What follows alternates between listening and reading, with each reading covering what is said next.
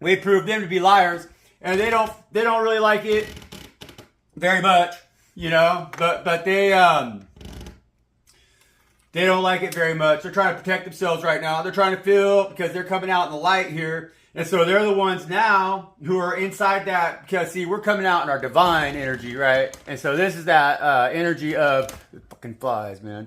This is that energy of the two fences that I always talk about, right? And so that's generally our silver dime energy right there in the middle. And that's when the world has us constricted. That's when the world's got us in a squeeze, just like a python's got their fucking body wrapped around us. And they're trying to squeeze the life out of us, you know? And the only thing that keeps us alive, keeps us from not unaliving ourselves and shit, is that we have that little bit of glimmer left inside of us always. That's God calling our names, you know? Because God knows our names personally.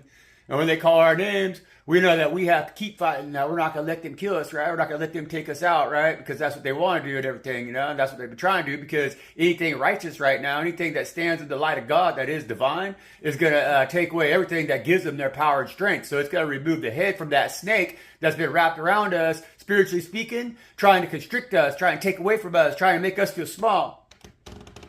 But we survived that battle, see? We slayed that Leviathan, you know, many times. We took the head off of that beast, you know, and it's never going to come back now. It's just a quivering mass of death, you know, lying in the fucking corner, wishing like hell it never would have touched us, you know. And so we turned tables on them. That's back to cinder. And see, now they have the thimble.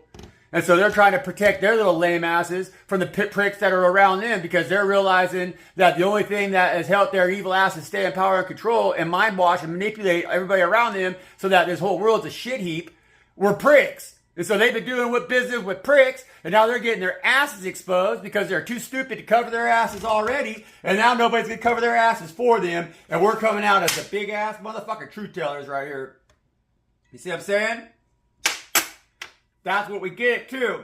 When we stand in our own truth, and we speak on the matters that are around us, and people start to listen, that's when we gain more value in the eyes of the Most High. And so it don't matter how many followers you got. It don't matter how many views you get. It don't matter if anybody's listening to you. You can speak it just to yourself, up into the clouds, up in the sky, up to the ceiling, up to your fucking dog, down to your dog, whatever you got to do. As long as you're speaking the truth, Father God's going to hear you. And they're never going to call you crazy. Mother God's going to hear you. And they're never going to call you crazy. They're going to say that they love you, child, for fucking being that way. You know? And they're going to bless you.